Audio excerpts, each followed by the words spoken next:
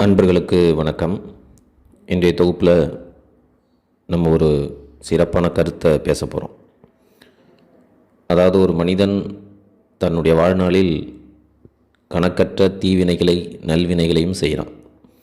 தீவினை என்பது தெரியாமல் கூட நிறையா தீவினைகள் செய்கிறான், நல்வினைகளும் செய்கிறான். இந்த நல்வினைகளை புண்ணியம் அப்படின்னு சொல்கிறோம், தீவினைகளை பாவம்னு சொல்கிறோம். இதை மொத்தமாக நம்ம பாவ புண்ணிய கணக்கு அப்படின்னு சொல்கிறோம். இந்த பாவ புண்ணிய கணக்கு நம்மளுடைய அடுத்த பிறவிலையும் தொடருமா?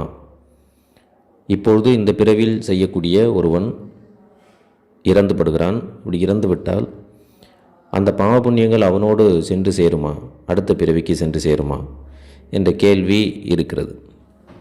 அப்படிப்பட்ட கேள்விக்கு ஒரு சிறு விடைதான் இந்த பாடலை பார்ப்போம். பண்டம் பெய் கூரை பழகி விழுந்த கால் உண்ட அப்பெண்டீரும் மக்களும் பின் செலார். கொண்ட விருதமும் ஞானமும் அல்லது மண்டி அவருடன் வழி நடவாதே.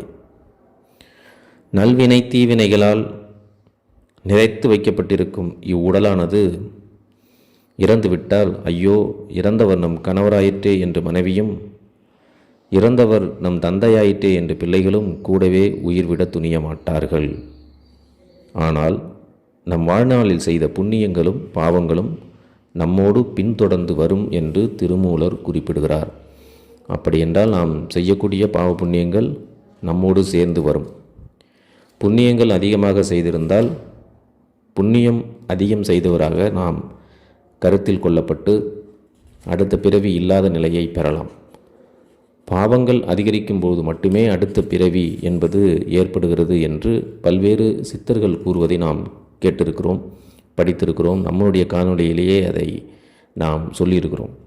அப்படி பாவக்கணக்கு அதிகமாக அடுத்த பிறவி மனிதனாகவோ அல்லது புழுவாகவோ புல்லாகவோ ஏதோ ஒன்றாக ஒரு உயிராக இந்த பிறவி மறுபிறவி எடுத்து இங்கு வரும் என்பது சித்தர்களுடைய வாக்கு.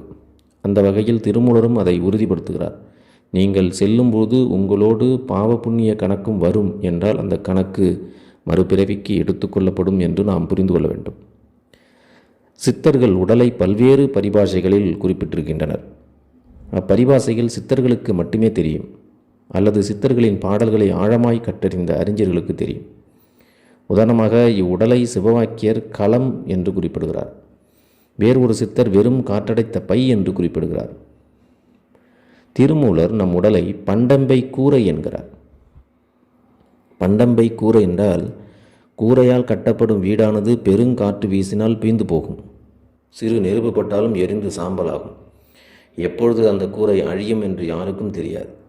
அந்த கூரையைப் போலதான் நம் உடலும். ஒருவருக்கு எப்பொழுது மரணம் நேரும் என்று சொல்ல முடியாது. நிகழ்காலம், இறந்த காலம், கடந்த காலம், எப்பொழுது வேண்டுமானாலும் மரணம் நேரலாம்.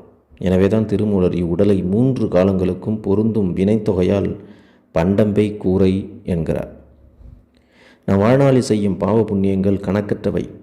கணக்கற்ற பொருட்கள் ஒரு இடத்தில் பெருகியிருந்தால் நாம் அதனை மண்டி என்கிறோம். அதே போலதான் திருமூலரும் நாம் செய்யும் பாவ புண்ணியங்களின் எண்ணிக்கையை மண்டி என்கிறார். மண்டி என்னும் சொல்லிற்கு நெருங்கி என பொருள் கொண்டும் இந்த பாடலை நாம் பார்க்கலாம். நாம் இறந்த பின்பு நமக்கு நெருக்கமானவர்களே நெருங்காமல் இருக்கும்போது நாம் செய்த பாவ புண்ணியங்கள் நம்மை நெருங்கி பின்தொடர்கின்றன என்ற பொருளும் இந்த பாடலுக்கு உண்டு. பாடலை மீண்டும் பார்ப்போம். பண்டம்பை கூரை பழகி விழுந்தங்கால் உண்ட அப்பெண்டீரும் மக்களும் பின்செலார். கொண்ட விரதமும் ஞானமும் அல்லது மண்டி அவருடன் வழிநடவாதே. ஓம் நம சிவாய. நன்றி.